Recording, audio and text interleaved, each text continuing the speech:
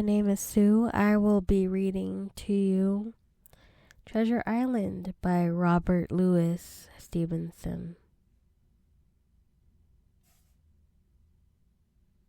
Part 1. The Old Buccaneer.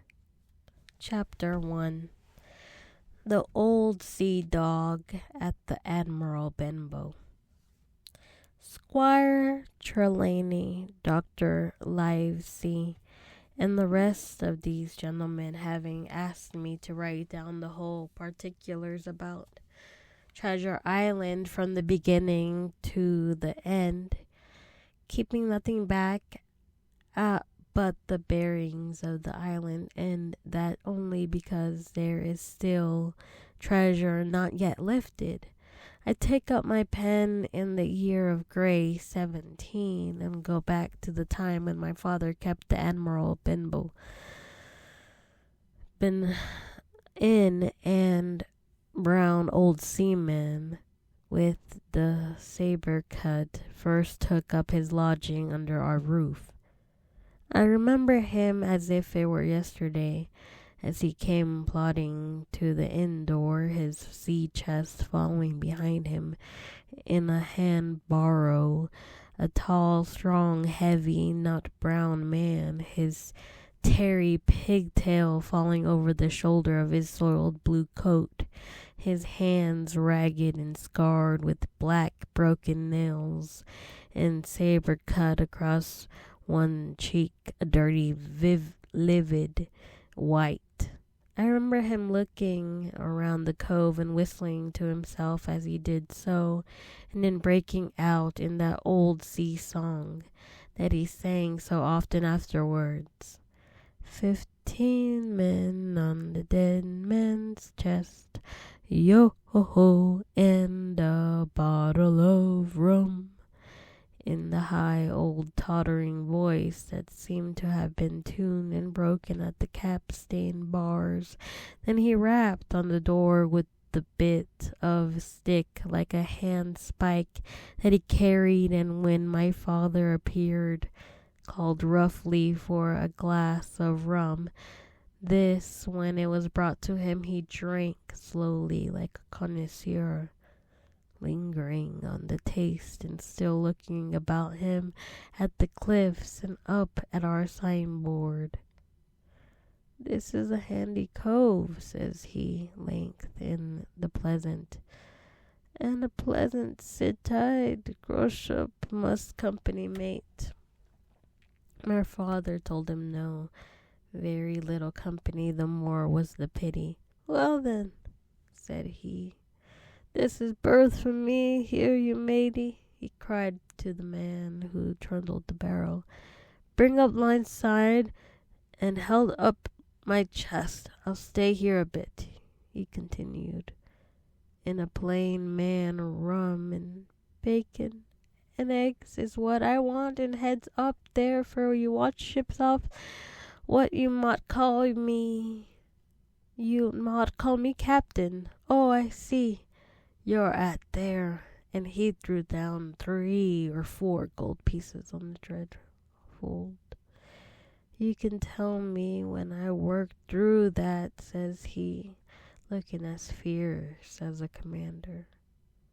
And indeed, bad as his clothes were, and coarsely as he spoke, he had none of the appearance of a man who sailed before the mast, but seemed like a mate or skipper accustomed to be obeyed or to strike. The man who came with the barrow told us the mail had set him down the morning before at the Royal George, that he had inquired what inns there were along the coast, and hearing ours well spoken of, I suppose, and described as lonely, had chosen it from the others for this place of residence, and that was all we could learn of our guest.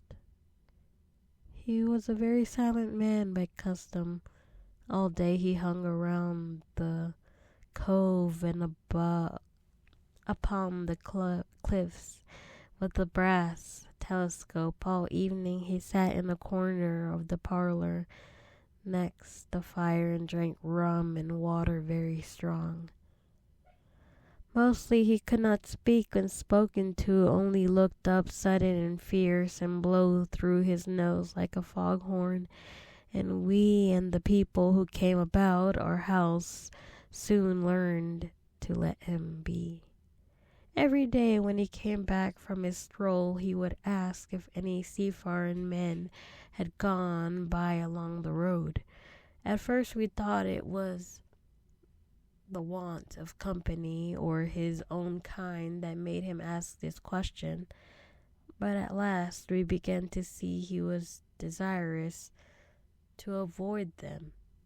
When a seaman did not put up at the Admiral Benbow, as now then some did, making by the coast road for Bristol, he would look in at him through the contained door before he entered the parlor, and he always sure to be silent as a mouse when any such as present. For me at last there was no secret about the matter, for I was in a way a sharer in his alarms. He had taken me aside one day and promised me a silver 4 penny on the first of every month if I would only keep my weather eye open for a seafaring man with one leg, and left him know the moment he appeared. Often enough when the first of the month came around and I applied to him for my wage, he would only blow through his nose at me and stare me down. But before the week was out, he was sure to think better of it, bring me my 4 penny piece, and repeat his orders to look out the seafaring man with one leg. Now that personage haunted my dreams. I need scarcely tell you. On stormy nights when the wind shook the four corners of the house, the surf roared along the cove and up the cliffs, I would see him in 1,000 forms and with 1,000 diabolical expressions. Now the leg would be cut off at the knee, now at the hip. Now he was a monstrous kind of creature who had never had but one leg, and that in the middle of his body. To see him leap and run and pursue me over hedge and ditch was the worst of nightmares, and altogether I paid pretty dear for my monthly 4-penny piece in the shape of this abdominal fancies.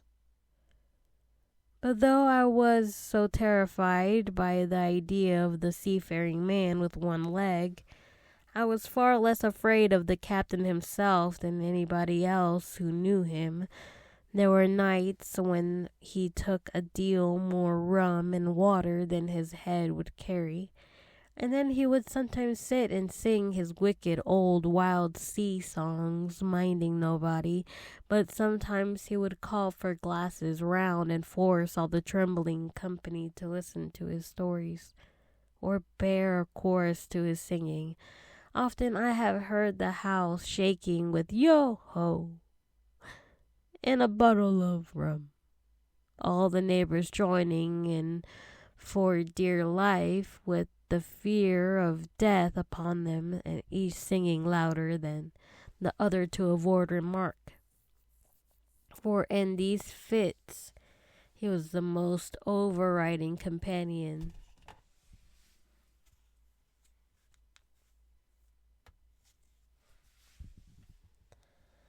Ever known. He would slap his hand on the table for silence all around. He would fly up in a passion of anger at a question, or sometimes because none was put, and so he judged the company was not following his story. Nor would he allow anyone to leave the inn till he had drunk himself sleepy and reeled off to bed. His stories were what frightened people worst of all. Dreadful stories they were about hanging and walking the plank, and storms at sea in the dry Tortugas, and wild deeds in places on the Spanish Main. By his own account, he must have lived his life among some of the wickedest men that God ever allowed upon the sea. And the language in which he told these stories shocked our plain country people almost as much as the crimes that he described. My father was always saying the end would be ruined, for people would soon cease coming there to be tyrannized over and put down and sent shivering to their beds. But I really believe his presence did us good. People were frightened at the time, but now looking back, they rather liked it. It was a fine excitement in a quiet country life, and there was even a party of the younger men who pretended to adore him, calling him a true sea dog and a real old salt, and such like names, and saying there was sort of man that made England terrible at sea. One way, indeed, he bade fair to ruin us, for he kept on saying week after week, and as the last month after month, so that all the money had been long exhausted, and still my father never plucked up the heart to insist on having more. If ever he mentioned it, the captain blew through his nose so loudly that you might say roared, and stared my poor father out of the room.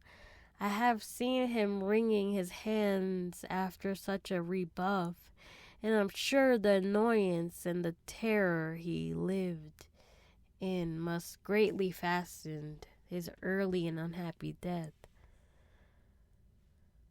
All the time he lived with us, the captain made no change whatever in his dress, but to buy some stockings from a hunker of the cocks of his hat having fallen down. He let it hang from the day forth, though it was a great annoyance when it blew. I remember the appearance of his coat, which he patched himself upstairs in his room, and which before the end was nothing but patches. He never wrote or received a letter, and he never spoke with any but the neighbors, and with these, for the most part, only when drunk on rum, the great sea chest none of us had ever seen open. He was only once crossed, and that was towards the end, when my poor father was far gone in a decline that took him off. Dr. Livesey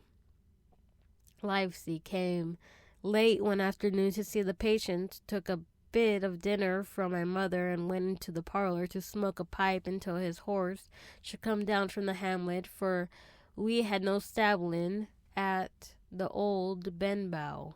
I followed him, and I remember observing the contrast. The neat, bright doctor, with his powder as white as snow, his bright black eyes and pleasant manners, made with coltish country folk, and above all with that filthy, heavy, bleared scarecrow of a pirate of ours, sitting far gone in rum, with his arms on the table. Suddenly he, the captain that is, began to pipe up his eternal song.